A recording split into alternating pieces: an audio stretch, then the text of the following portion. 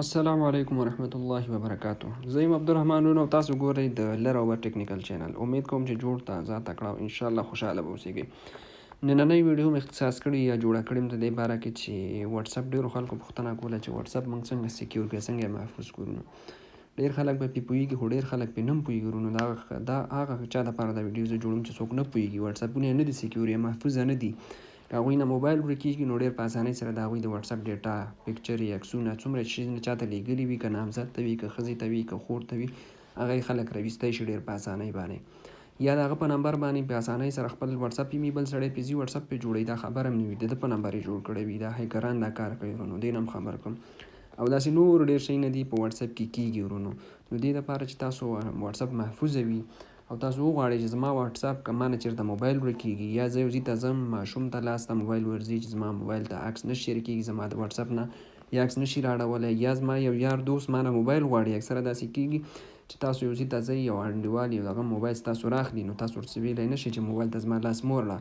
نو تاسو به خپل دا واتساپ محفوظه ساتلی وي. که چېرته ستا یو انډیوال ستا موبایل راخلي نو تا مسیج به نه شي کتلی چې تا چا سره مسیج یې کړي، څه شی دې کړي دي، عکس دې لیږلی، ویډیو دې لیږلي، چا ته دې لیږلي، څه شی دې لیږلي، هېڅ به یې نه شي کولی. نو دې دپاره دا ویډیو نن دې دپاره موږ جوړه کړې چې تاسو به خپل واتساپ یې په دې طریقه محفوظه ساتئ. نو راځئ چې لاړ شو واتساپ ته ډېر ټایم نه خرابو. واتساپ به دې دپاره شرط دا دی ورونو چې ستاسو واتساپ به اپډیټ وي، دې ته هم پام وي. واتساپ به خپل اپډیټ کوئ.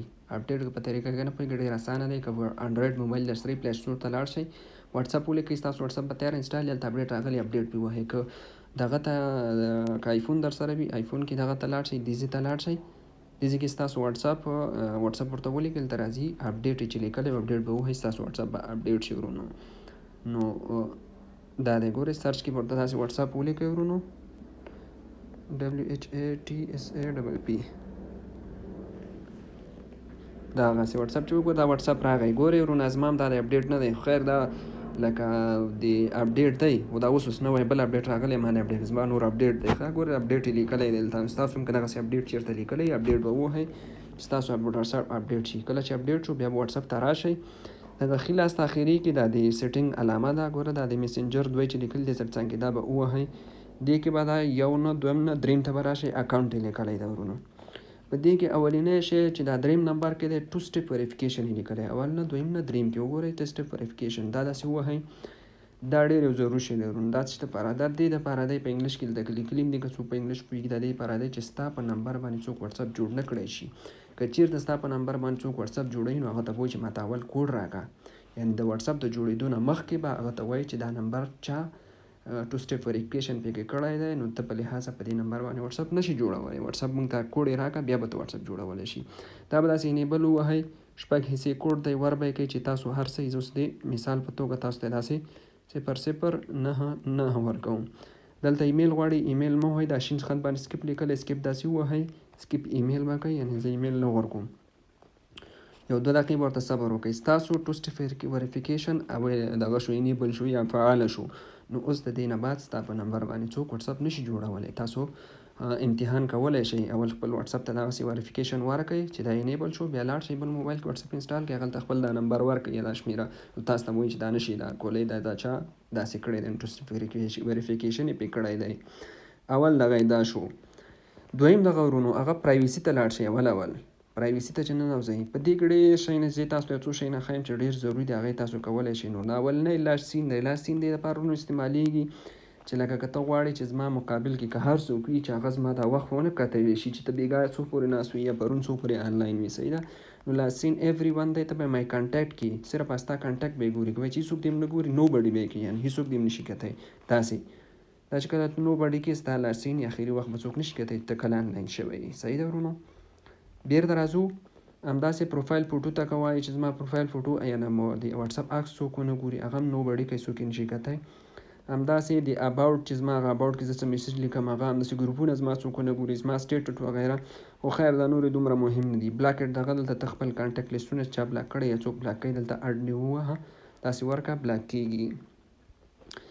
دې نه اخري کې ورونو یو ډېر ضروري شی چې دی هغه چې شی دی هغه دا سکرین لاک که تاسو ګورئ ورونو، زما والا کې اوس دا دی نه کلیک کېږي، زه پرې کلیک کوم. هغه وجه دا ده چې زما د ایفون ایکس دی، د دې فیس لاک ورونو خراب شوی دی. او کله چې دا ستا د موبایل فیس لاک یا که ستا سره ایفون 7 پلس هغه وي چې بټنه ورکوي لاندې که نه، که هغه خراب وي نو بیا به دا شی کار نه کوي. که هغه هم جوړوي هم فیس لاک په موبایل کې جوړوي یا پکې دا بټنه جوړوي نو بیا به دا شی کار کوي. بیا به دا سکرین لاک داسې ووهئ، اول بل ته خپل فیس لاک ورکوئ، صحیح دی ورونو. او یا به د ګوتې والی بټنې 7+8+ هغه ماډل وي درسره ګوته به دغه کوئ، ټچ آی ډي به ورکوئ. هغې نه بعد کې به بیا تاسو څه شی وکړئ بچه، هغه مو ورکړو بیرته واټساپ نه داسې ووځئ ورونو داسې.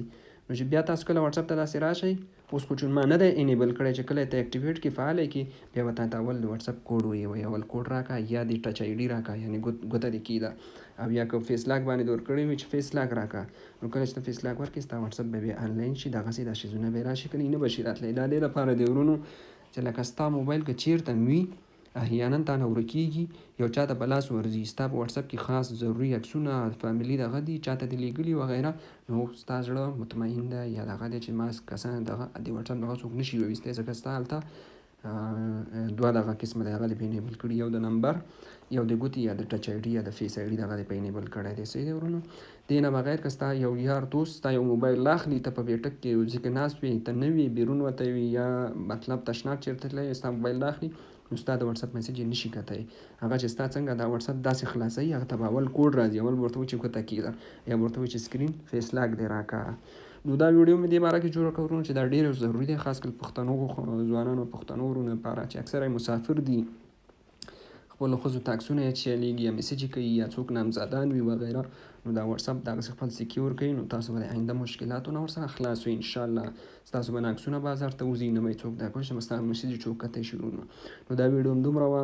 ویډیو لایک کړئ ورونو، لایک ضروري دی، لاندې لایک د ګوتې علامه وګورئ، لایک ورکړئ او ورسره لاندې سبسکرایب لیدلی چینل سبسکرایب کړئ ورونو، چې څومره تاسو سبسکرایب او لایک ورکوئ دا ویډیو به ډېره خپرېږي، هومره به ډېره خلکو ته ځي، ډېرو خلکو ته به یې فایده ورسېږي.